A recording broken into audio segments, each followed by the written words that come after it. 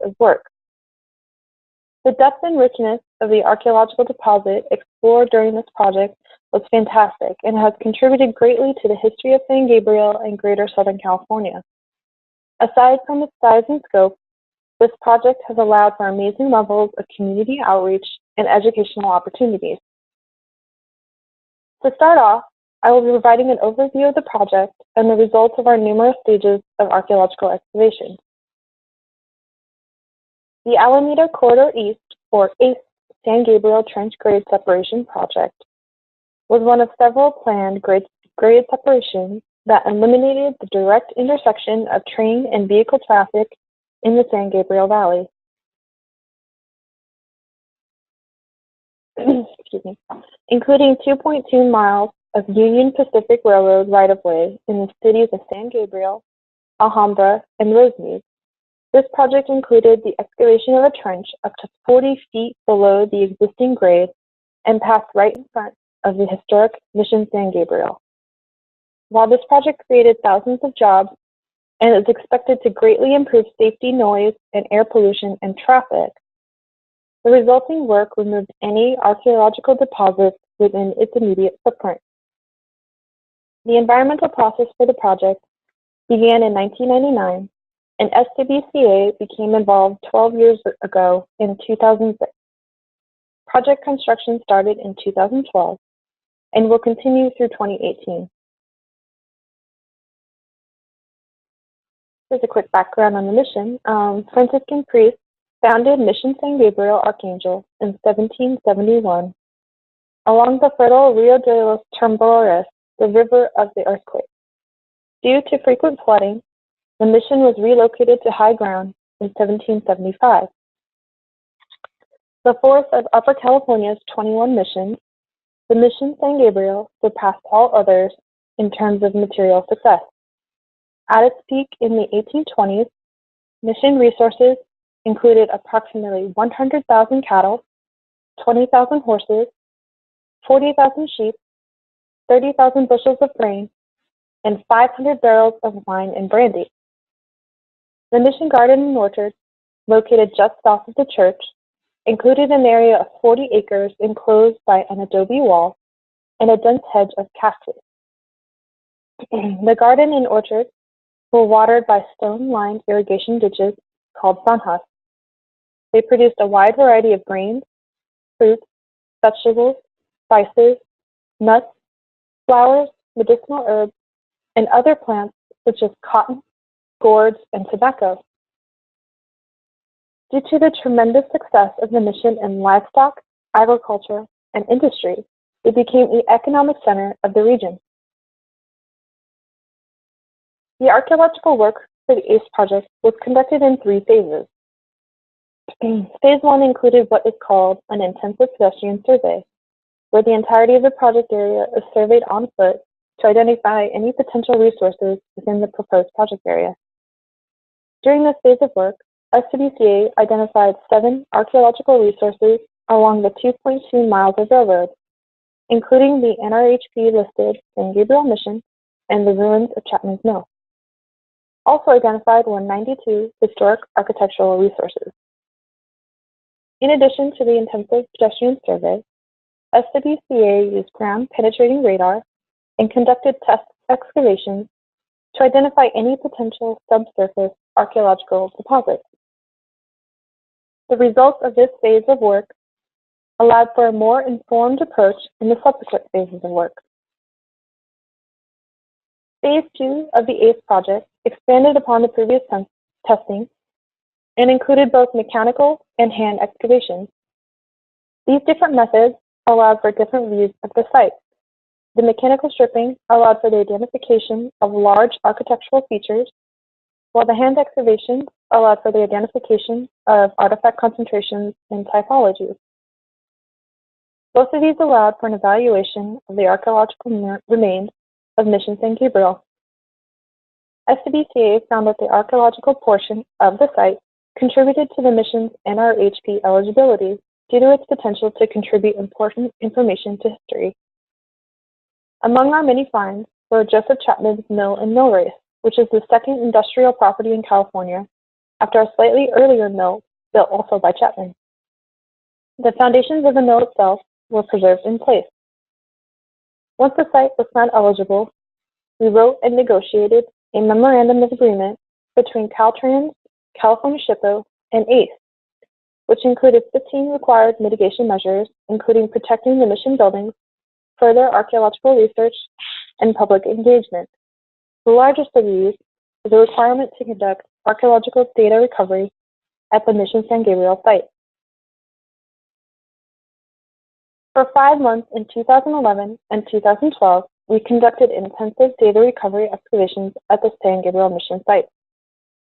This included 185 square meters of hand excavations, primarily in 2 meter by 2 meter units, and an additional 180 square meters of mechanical excavations. In addition, the data recovery fieldwork included more ground-penetrating radar surveys, extensive macrofloral and pollen sampling, as well as thorough site mapping using a total station, sub-meter accurate GPS units, laser scanning technology, and low elevation aerial photography. In the image here, you will see a map of the scale of our data recovery effort. The primary goal of the data recovery was to clear the archaeological site prior to construction. However, as you can see, excavations under the railroad tracks were not possible during this phase as the railroad was still active. We identified approximately 41 archaeological features during data recovery, consisting primarily of architectural elements from mission period structures. Major unexpected discoveries included what appeared to be the foundations of a circa 1812 adobe granary building, and the foundation of another as yet unidentified adobe building. The portion of Chapman's mill race located south of the railroad was completely exposed during the course of our work. On the right here, on the left, you can see an artist's rendering of the Chapman's mill race as it may have looked. On the right are the remains that we uncovered during data recovery. While most of what remained was cobble footing, the original waterslide surface was still mostly intact. This segment of the mill race was thoroughly excavated in order to accommodate its planned move to another location for the purposes of education and preservation. Over the course of our data recovery, we recovered over 150,000 cultural items from the site, including more than 76,000 artifacts and 73,000 ecofacts.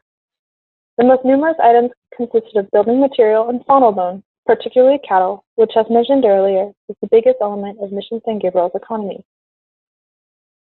Exceptional items recovered included mission-era coins, religious medallions, military uniform elements, shell and glass beads, and Native American-made ceramics.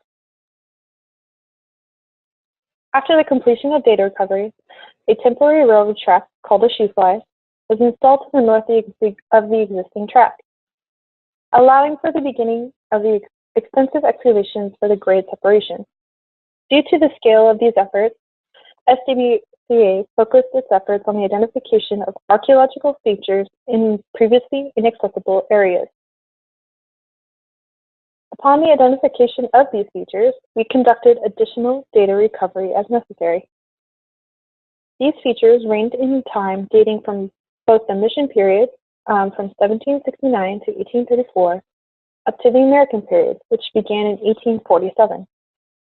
Today, I will be focusing on some of the mission period features. These features varied from simple trash pits to extensive architectural remains and represented a wide range of economic, domestic, and religious activities. The caballito, or kiln stilt, shown here, was recovered from a clay processing feature and kiln, direct evidence of on-site production of ceramics. This kiln stilt represents the only example found in California. One morning during monitoring, just west of Chapman's Mill, a gray lens was identified in the side wall of a mechanically excavated trench. This lens turned out to be the remains of a traditional Native American house. Ethnographic accounts and depictions shed some light on Gabriel house structures in the mission period. For relatively few examples, of prehistoric or mission period house features have been identified archaeologically. The feature consists of the remains of an earthen floor from a circular, semi-subterranean domestic structure, and based on the shape and contours of the exposed portion of the feature, it is estimated to be between 8 and 10 meters in original overall diameter. The house floor feature is composed of several distinct stratigraphic layers that speak to the life cycle of the house. The highly compact stratum at the bottom of the feature indicates that the surface was prepared during the construction of the house. Several burned clay fragments have clear impressions of tulle, suggesting that the house was built from reeds and at least partially coated in mud. The two primary cultural strata indicate two episodes of occupation within the mission period. The feature is capped by a layer of melted adobe mixed with high amounts of charcoal, indicating that the structure had burned down and was not occupied afterwards. This burning event may explain the feature's unusual preservation. Temporally diagnostic artifacts firmly place the occupation of the house within the mission period. Artifacts collected from the house floor included fired brick fragments, melted adobe, burned and unburned animal bones, shell, bottle glass, metal, Native American brownware ceramics, imported ceramics, bone artifacts, flake stone artifacts, asphaltum, glass and shell beads, and charcoal. Perhaps the most interesting artifacts recovered from the house floor were these ceramic disc fragments in these sinusoidal here. These earthenware sherds were shaped and drilled to create a circular object with a hole in the center. One interpretation of the function of these discs is that they are spindle whorls, discs fitted onto a spindle used for yarn production, an early step in textile production. Interestingly, the Native American house floor feature is located in the same approximate location as the Native American houses depicted in this 1832 painting by Ferdinand Deppe. This painting depicts a conical, thatched Native American hut in the foreground. The hut is surrounded by Native American women and men, a colonial soldier, and dogs, and features a small fire burning inside the low entrance. An interesting cluster of features was identified during monitoring in an area believed to be the original Native American housing for the mission. This feature complex included hearth and burned artifact concentrations and was determined to represent the traditional GABRIEL mourning ceremony. During this ceremony, after a burial, there was an extended period of feasting and dancing where participants broke up and burned items belonging to the deceased, eventually burying them in the pit. The feature complex we uncovered fits this narrative, and it is consistent with other examples of mourning ceremonies identified across Southern California. These dense concentration of artifacts included numerous Native American made brownware and buffware fragments, geotite vessel fragments, flake stone, an olivella shell bead, mission tiles, fire-affected rock, animal bones, and some human remains. Most characteristic of the mourning ceremony is the ritual breaking and burning of artifacts. Among the nearly 1,000 pieces of coarse earthenware ceramics present, numerous signs of intentional breakage were identified. In the image on the top right here, you can see several pieces that have been refit together with clearly visible impact points. Some other patterns identified among the ceramics was differential and pattern burning. Differential burning is where pieces from the same vessel exhibit burning on different surfaces, which you can see in this image on the lower left. The type of pattern burning observed resulted from numerous large sherds being piled on top of each other and then burned. If you look here,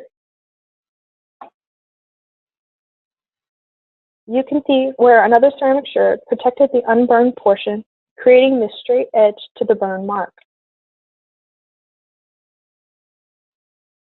After the removal of Chapman's roll race, we discovered that the mill race was constructed on top of at least two older features. This extensive collection of cobble and mortar wall foundation segments, ladrillo tile floors, plaster surfaces, and 2 earthen drainage channels represented the original quadrangle of Mission San Gabriel.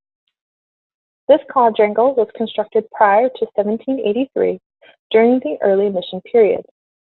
The eastern portion of the complex consists of the remains of a small storage room composed of a walled enclosure surrounded a ladrillo tile floor. The western portion of the complex consists of 2 building foundations, one earlier and one later, that likely represents the remains of a large, multi-room storage building.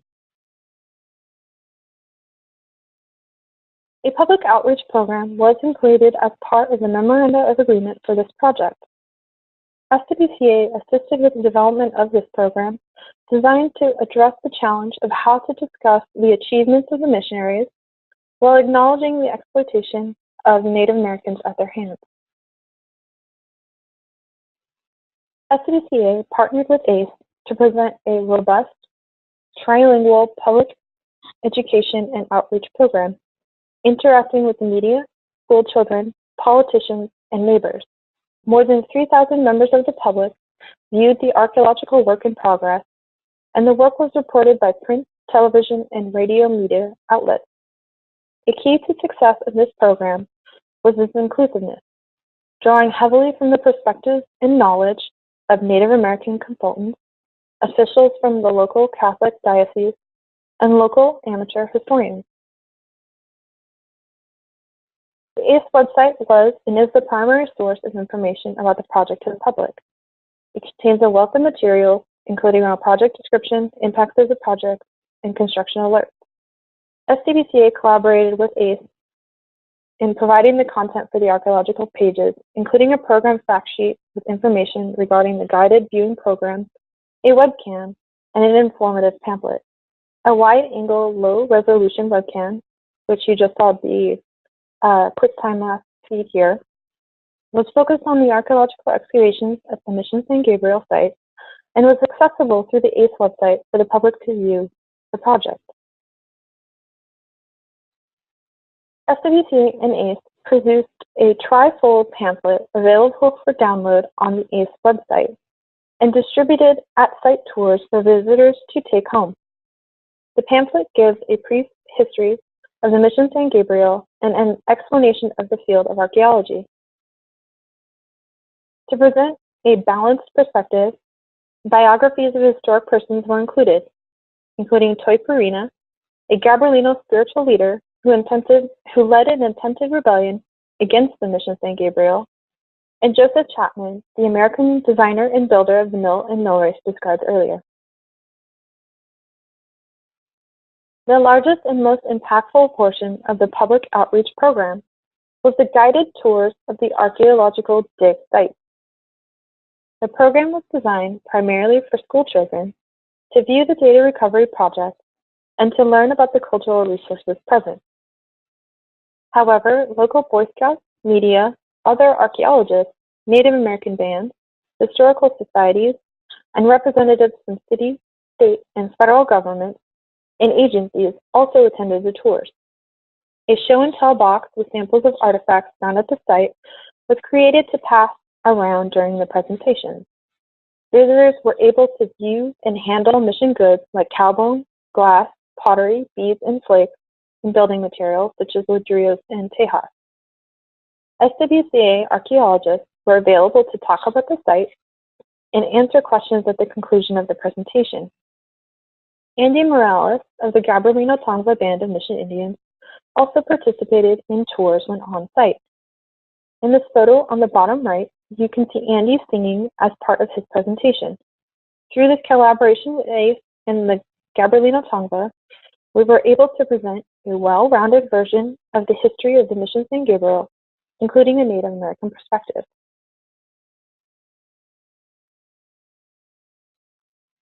ACE and SWCA collaborated with the media in providing interviews, photo opportunities, and in some cases, artifact photographs. With the assistance of SWCA, ACE composed a press release that was distributed shortly after the initial cultural resources work had commenced. SWCA participated in a press conference, a media day organized by ACE in order to help inform the public of the cultural resources work being done. SWCA also participated in a televised interview by the local charter cable channel. Brad Pomeranz hosted a half-hour in-studio question-and-answer interview with SWCA principal investigator, Dr. John Dietler, and City of San Gabriel Council member David Gutierrez, asking questions about the site, artifacts, and the ACE project. The Spanish came in and they had a very noble goal. The goal was to turn Native Americans into Christians and turn them into farmers, turn them into Spanish country people. Well, noble to them. Noble to them, exactly. I don't know if it's noble to the Native Americans. It's a very one-sided goal, right? And that's part of the hardship. The soldiers that were here were sort of out of the control of the missionaries, and they could be abusive at times. And then that goal itself was offensive to people, particularly people who were essentially the native priests. They had their own religion to protect and to spread, and to have the Christian religion forced upon them was an awful burden to bear. And so at many missions, including San Gabriel, there were efforts at rebellion, at trying to throw off the Spanish captors. And Toy Perina was a central figure in San Gabriel's attempt at revolt.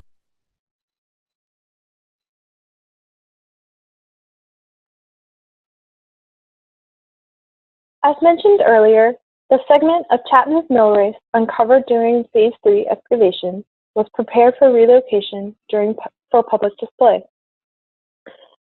This multidisciplinary effort included architectural historians, archaeologists, a structural engineer, an architect, and construction professionals who worked closely with Caltrans and the Alameda Corridor East Construction Authority. Our feasibility analysis concluded that the structure could be relocated intact and that Plaza Park in front of the Mission Church was the most historically appropriate and accessible relocation site.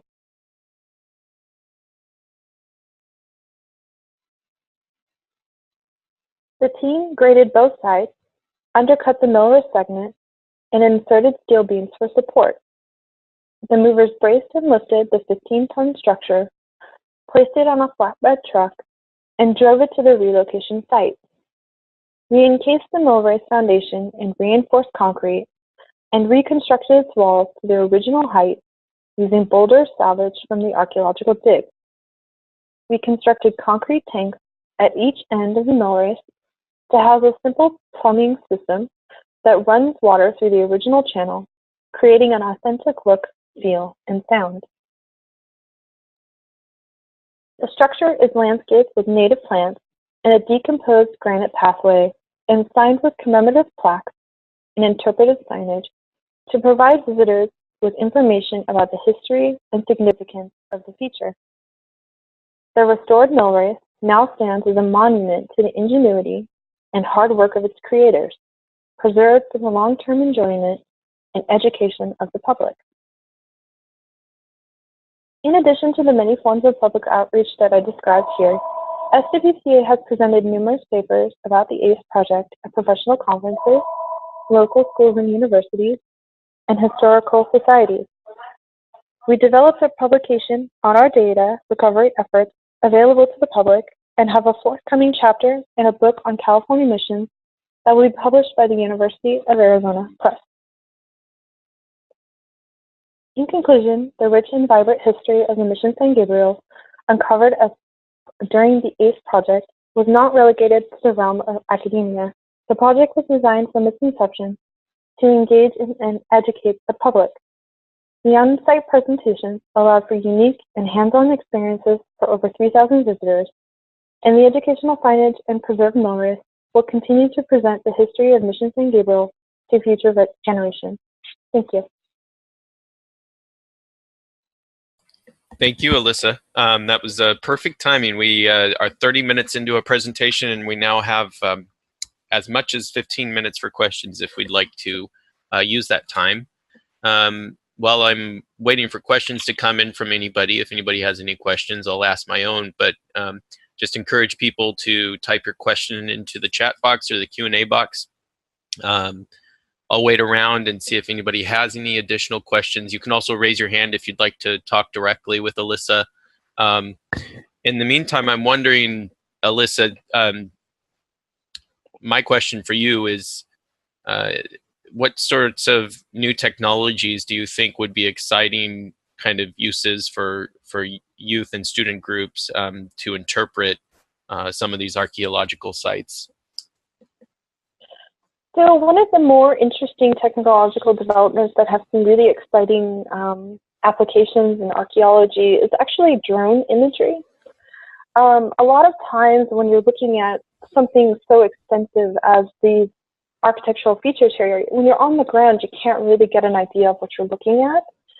And so we actually have in our company several licensed drone pilots, and using the drones have allowed us to get a very, bird's eye view of what we're looking at here, and it definitely adds to the knowledge and the interpretation of these archaeological sites.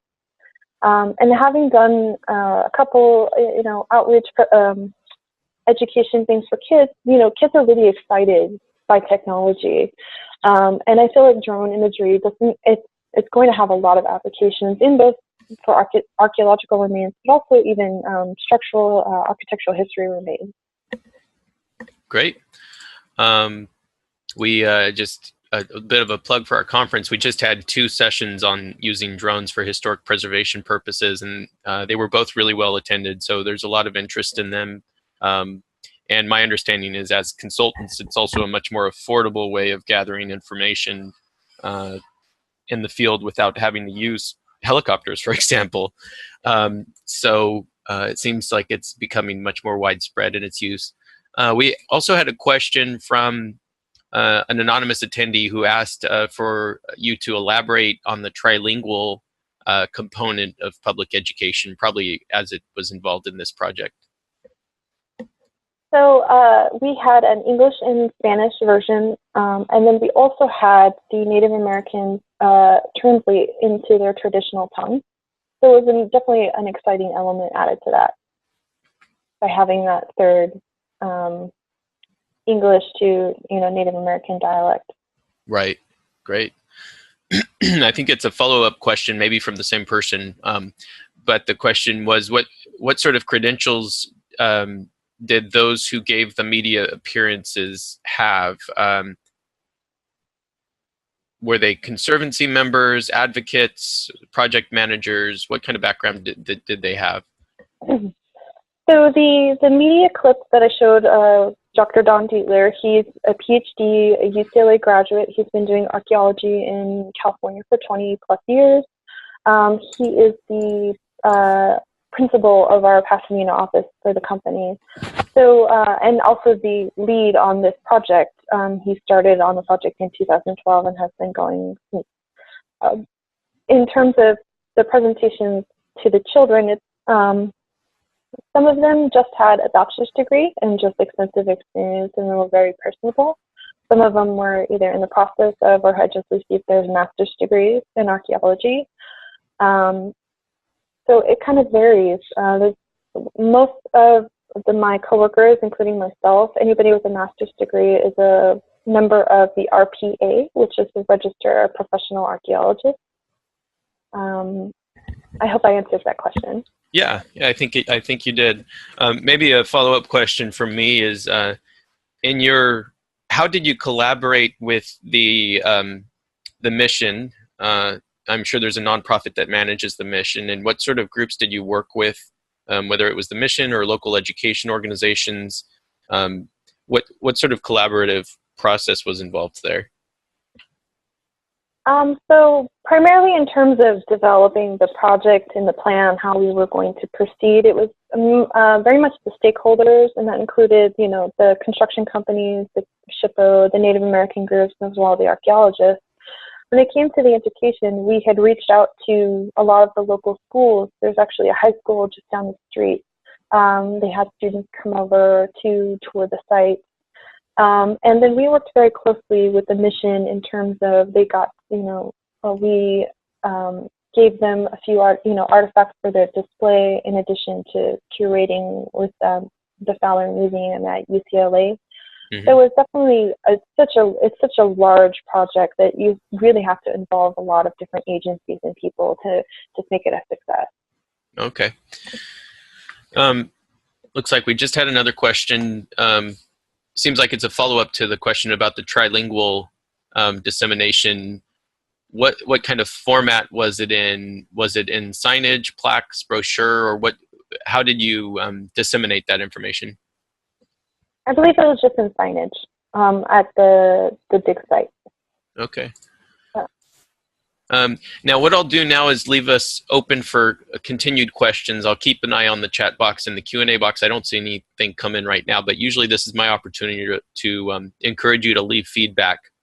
And that you'll notice in the chat box right now, there's a link for a survey, and we want to hear your thoughts on what kind of programs we should be doing in the future. So now's your chance to let us know. And just a reminder, today's webinar has been broken into 2 parts, and you'll have an opportunity at no extra cost to join the second one, which is on August the 14th. And that'll be presented by Sarah Land from the Los Angeles Conservancy to talk about education from the nonprofit perspective. And with that being said, I'll keep my eye on these boxes for the next 30 seconds or so. Alyssa, do you have any final words or thoughts?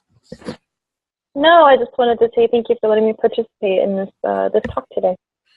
Thank you. Very tight, nice presentation. I enjoyed it myself. So again, please leave feedback, and I will, if you have any additional questions, and you're welcome to email them to me, and I'm happy to forward them to Alyssa, or you can email her directly. So have a great rest of the day, and we hope to see you on the 14th for the second part of this webinar. And what I'll do is I'll leave this window up for you to leave feedback using the survey. But thanks again for your time, Alyssa.